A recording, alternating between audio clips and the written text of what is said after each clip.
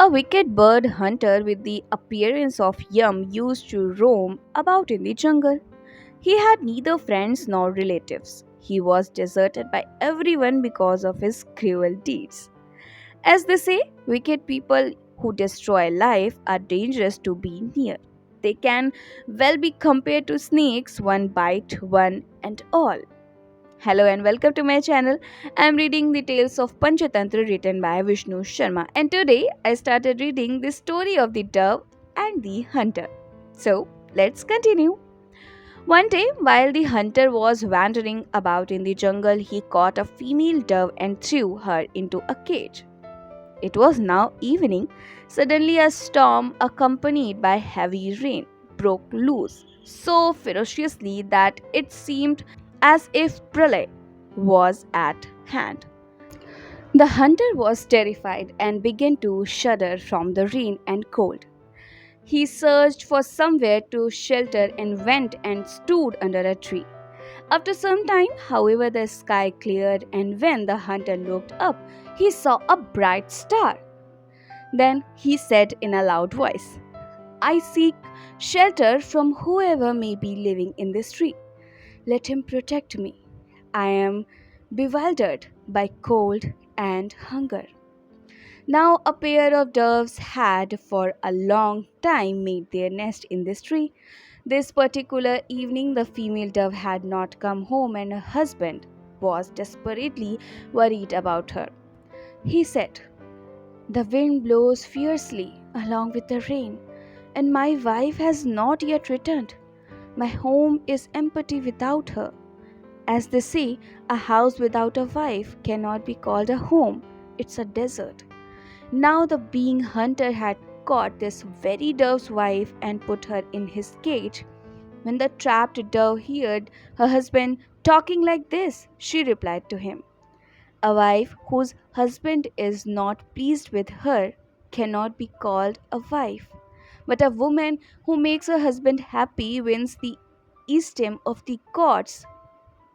Now, a father, a brother, and a son give within limits, but what wife wouldn't desire to please her husband when he gives beyond limit?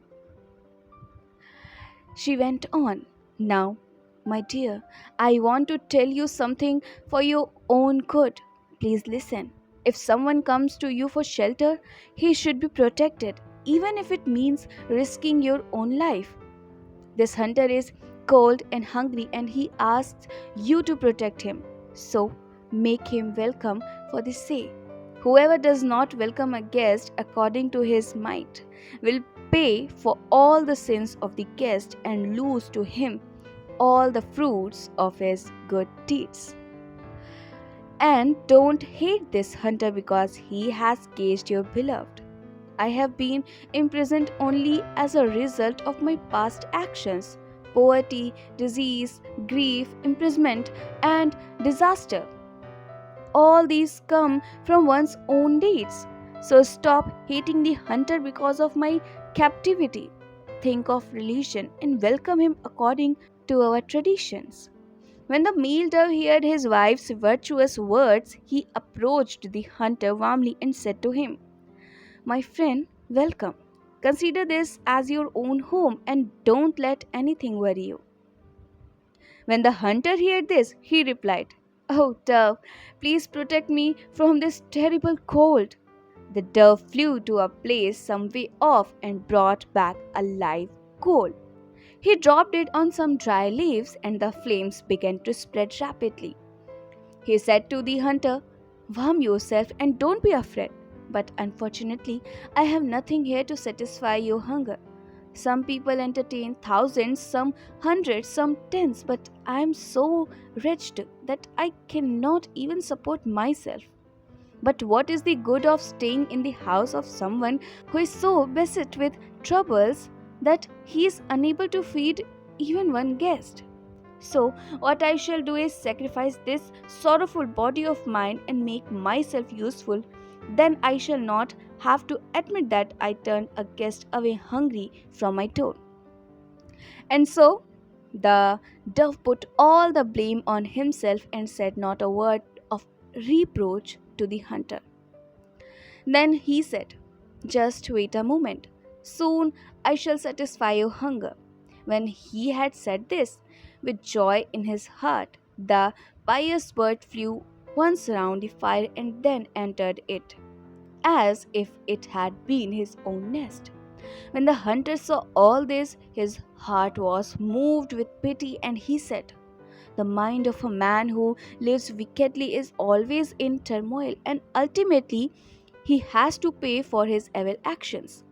I, as a result of all my sins, will undoubtedly go to hell. But this virtuous dove has set an idol before me. From today on, I shall give up all my pleasures and lead a life of discipline." And so the hunter threw away his net, released the unfortunate female dove, and broke the cage into pieces. When the female dove saw her husband burnt in the fire, she began to wail and sob pitifully. "Oh, my lord," she cried, "what is the good of living without you? Widowhood results in loss of pride, loss of respect in the household, and loss of authority over servants." And so, heartbroken and crying pitifully, the devoted wife flew into the very same flames. Some time after her earthly death, the female dove saw her husband transformed into a divine creature. He was riding a chariot and wearing costly ornaments. The female dove found that she too had assumed a divine form, and she went to her husband.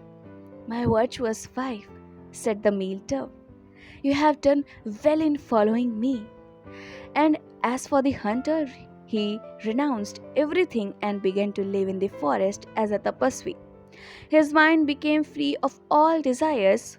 One day, he saw a forest fire in front of him. He walked into it and his body was burnt. Thus, he paid for his sins and entered heaven with great joy. Kuru Rakshak continued. And so, that's why I said a dove entertained an enemy who came to him for protection and even went so far as to give his own flesh to him to eat. When Arimnadan the Owl King had heard Guru Raksha's advice, he turned to Deeptaksh and asked him, "My dear fellow, what would you advise under the circumstances?" He replied, "My lord, this crow should not be killed, for he may prove beneficial to us by exposing the weakness of his own clan. As they say, even a thief proved beneficial to an old man." Arimnadan asked, "How was that?" And Deeptaksh told. But what he told, I'll tell you in my next video. Till then, keep listening beautiful stories and keep smiling.